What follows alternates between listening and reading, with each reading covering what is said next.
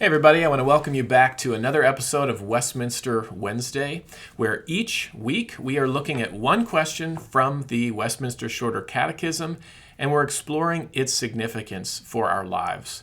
And today we are coming to question number 5 of the Catechism, which asks this very basic question, and it is, are there more gods than one? And the answer is, there is but one only, the living and true God. Now, right away, I want you to notice that this answer is a rejection of two alternative worldviews. First of all, it's a rejection of polytheism. In the ancient world, both in the Old Testament and the New Testament, most people were polytheistic. That is, they believed in multiple gods. And Christians have always affirmed that there are not multiple gods, but there is one God. In fact, even before the church was born, in the days of the Old Testament, the Israelites believed that there was only one true God. As Deuteronomy 6:4 says, "Hear, O Israel, the Lord our God, the Lord is one."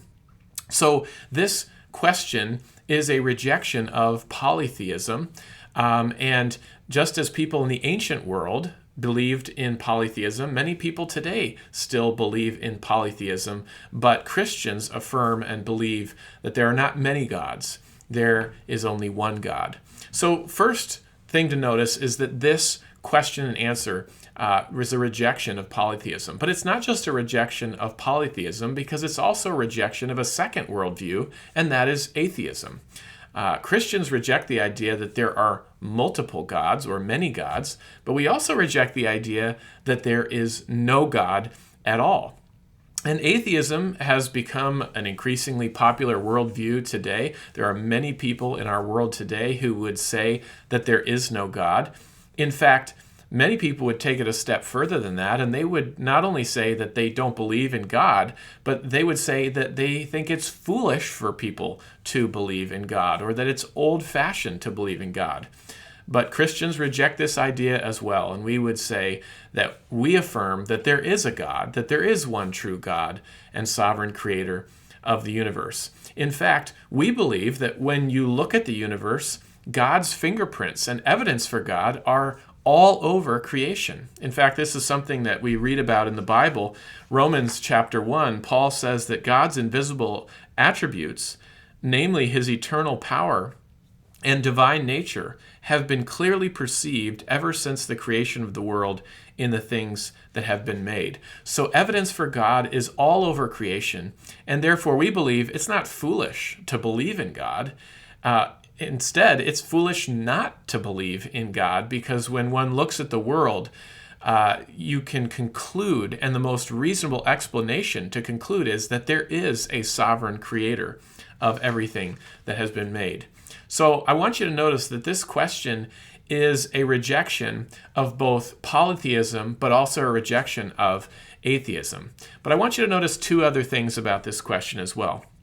And first of all, notice that it says that this God is a living God. Unlike other idols and false gods, this God, the God of the Bible, is a living God. That means he is a God who speaks.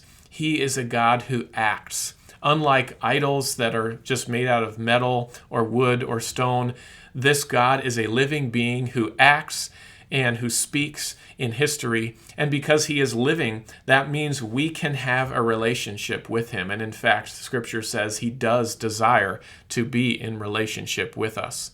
So he is a living God. And then secondly, notice that the Catechism doesn't just say he's a living God, but also that he is the true God. In contrast to all of the other false gods and idols that are not really real gods at all, the God of the Bible is a true God. He is the only true God. As Jeremiah 10:10 says, "But the Lord is the true God. He is the living God and the everlasting King.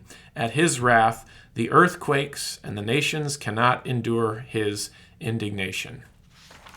Many people in our world today will continue to reject the idea that there is one true God. In fact, many people may say it is foolish to believe in God. But Christians will continue to boldly affirm that it's not foolish to believe in God. In fact, it's foolish not to believe in him, given what we see in our world today.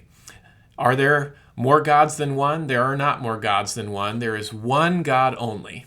He is the living and the true God.